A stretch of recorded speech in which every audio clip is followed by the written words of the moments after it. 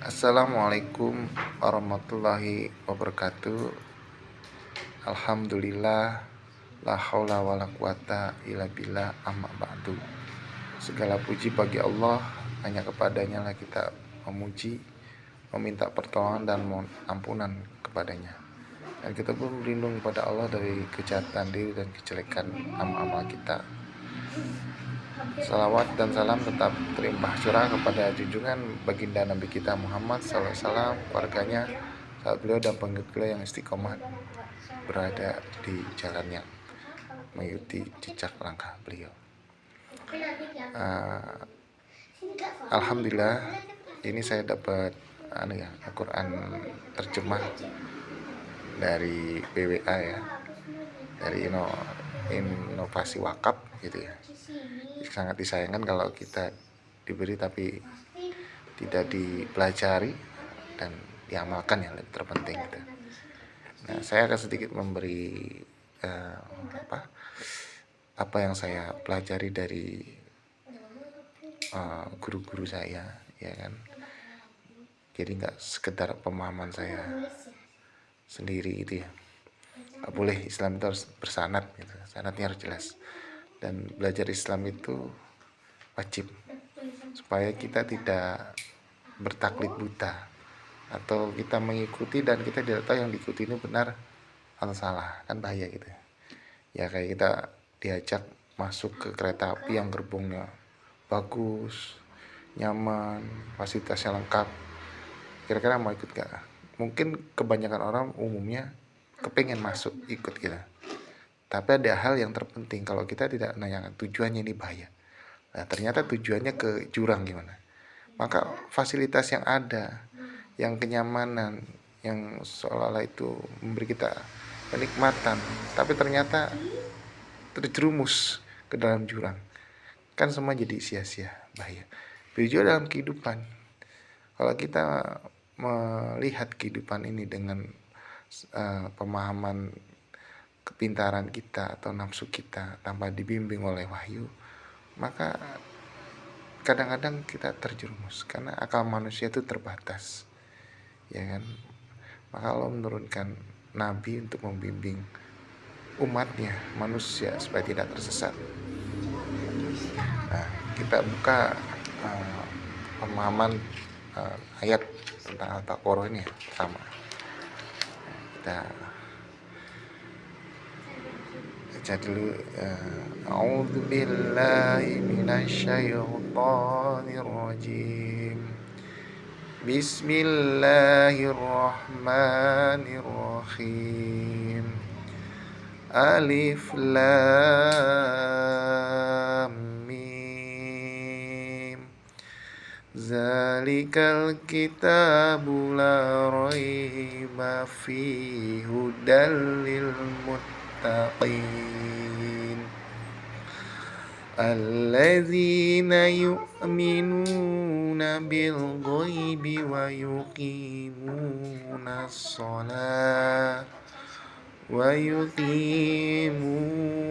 salata wa mimma razaqnahum yunfiqun walladzina yu'minuna bima unzila ilaika wa ma unzila min qablik wa bil akhirati hum yuqinun ulaika ala hudam mir rabbihim wa ulaika humul muflihun. Alif lam mim, ya kan. Yang di sini dijelaskan di dalam asbabun nuzulnya ya, bahwa makna huruf hanya Allah yang tahu. Jadi Allah itu maha mengetahui apa yang tidak manusia ketahui. Artinya apa? Ya hanya Allah lah yang mengetahui segalanya, gitu lah.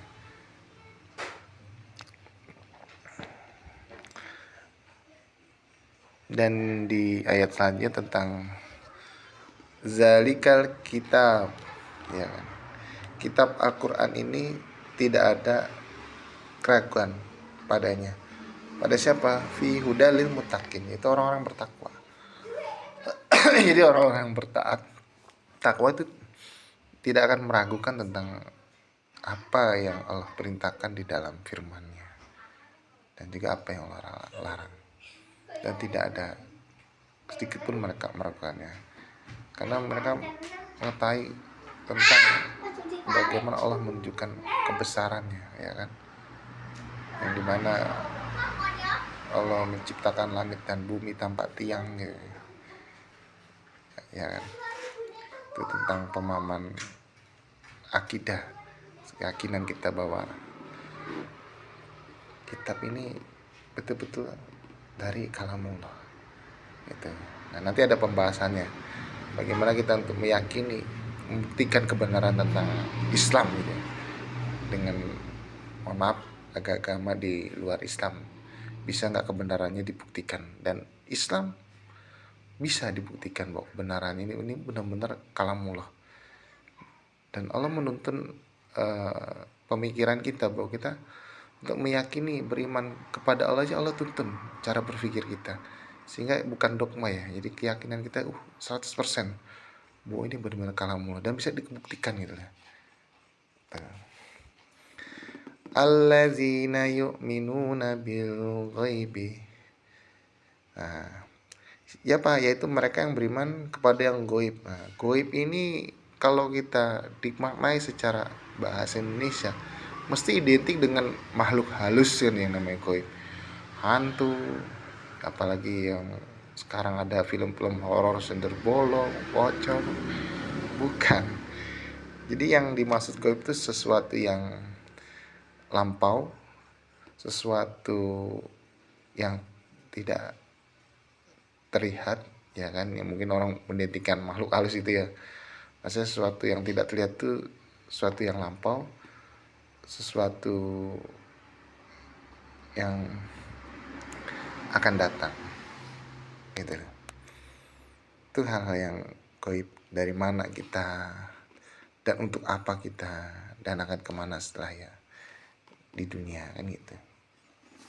Jadi itu tentang makna gaib.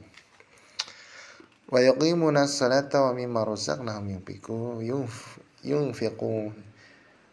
Yang mereka yang melaksanakan sholat dan menginfakkan sebagian rezeki kami yang diberikan kepada mereka. Jadi mereka yang melaksanakan sholat di sini yang mendirikan sholat gitu ya, bukan sekedar sholat. Artinya dia mengerti makna dari sholat itu sendiri, ya. Apa kita untuk mendirikan sholat? Ya jelas menerapkan apa-apa yang diperintahkan Allah dan menjauhkan apa yang dilarang sama Allah. Dan mereka menginfakkan hartanya di jalan Allah. Jadi itu, karena dia mengerti tentang, yakin dengan hal yang gaib. Apa itu sesuatu yang lampau, dari mana dia berasal, ya kan, dan untuk apa, dan sesuatu yang akan datang itu di akhirat gitu. Dan mereka lah orang-orang yang beruntung, dan mereka beriman. Kenapa beruntung? Mereka beriman kepada Al-Quran yang di sini dijelaskan kepadamu Muhammad dan kitab-kitab yang turunkan sebelum kau, dan mereka yakin akan adanya akhirat gitu. Mereka lah yang mendapat petunjuk dari Tuhannya, dan mereka itulah orang-orang yang beruntung. Ini guys, sepenggal 5 ayatnya kalau kita perdalami itu sangat luar biasa itu ya. Makanya nanti sebelum kita memahami tentang Al-Quran, tentu kita harus memiliki kacamata Islam. Nah, di sini ada tentang kitab tentang dasar-dasar Islam kafah ya. Kafah itu apa sih? Kafah itu keseluruhan atau totalitas. Jadi kita tidak setengah-setengah dalam memahami Islam gitu ya. Jadi mulai dari bangun tidur hingga membangun rumah tangga, bahkan sampai membangun tatanan kehidupan ya. Wah, luar biasa gitu. Itu semua ada gitu. Nah, luar biasanya Islam situ. Dan nanti ada pembahasan bagaimana kita meyakini bahwa Islam itu yang benar. Ya kita ambil contoh logika ya. Apa yang pasti dari Islam, ya kan? Yang pasti ya, yang semua manusia, ya semua orang itu setuju. Bahkan ateis yang tidak percaya Tuhan ya setuju dan meyakini itu benar. Apa yang pasti dari Islam? Yang pasti dari Islam apa? Islamlah kitab yang berbahasa Arab. Nggak ada yang menolak, semua setuju. Semua setuju. Berbeda dengan kitab di luar Islam, ada yang bahasa Itali, ada yang bahasa Yunani, ya kan? Tapi Islam mau dari Maroko sampai Maroke, semua kitab berbahasa Arab. Kemungkinan ada 3 kemungkinan, ya kan? Apakah itu karangan Muhammad atau karangan manusia? Nah, kalau kedua fakta itu terbantahkan, berarti ini benar-benar kalamullah. Maka disebut mujizat itu untuk menaklukkan akal. Karena akal manusia terbatas, maka butuh yang maha besar, maha mengetahui. Gitu ya. Zamannya Nabi Isa terkenal dengan para tabib. Loh, ini Nabi bisa menyembuhkan orang yang mati ya, Pak. Ya kan? Tabib mana yang tidak tertunduk akalnya, gitu kan. Zaman Nabi Musa terkenal penyihir-penyihir. Ya. Lalu Musa menunjukkan mujizatnya tongkat menjadi ular saksa gitu kan. Akhirnya para penyihir masuk agamanya tauhid, agamanya Musa. Tauhidnya sekarang Islam itu. Jadi tertunduk. Nah, di zaman Nabi Muhammad itu terkenal dengan para penyair-penyair. Mereka pintar bikin syair gitu. Lalu diutuslah Nabi, ya kan, dengan mujizat bahasanya bahasa mereka, bahasa Arab. Makanya kenapa Nabi terakhir dari golongan ummi yang tidak bisa baca dan bisa nulis. Seandainya Nabi bisa baca nulis, mungkin bisa jadi Al-Quran ini dianggap karangannya Muhammad. Karena faktanya ternyata Nabi Muhammad tidak bisa baca dan nulis. Gak mungkin seorang gak bisa baca dan nulis bisa menyampaikan kalimat-kalimat yang lebih indah dari syair, tapi dia bukan syair. Nah, tentu akhirnya tertunduk sampai Allah menantang satu surat aja yang sebanding dengan gaya bahasa Al-Quran. Al-Quran tuh memiliki makna yang luar biasa satu ayat aja. Wal asri, demi masa, demi waktu, al waktu kasai, waktu bagaikan pedang, waktu yang hilang tak bisa kembali. Luar biasa. Satu ayat yang maknanya dalam. Para penyair tertunduk. Bahkan Allah nantang, kumpulkan semua manusia buat sebanding dengan gaya bahasa Al-Quran.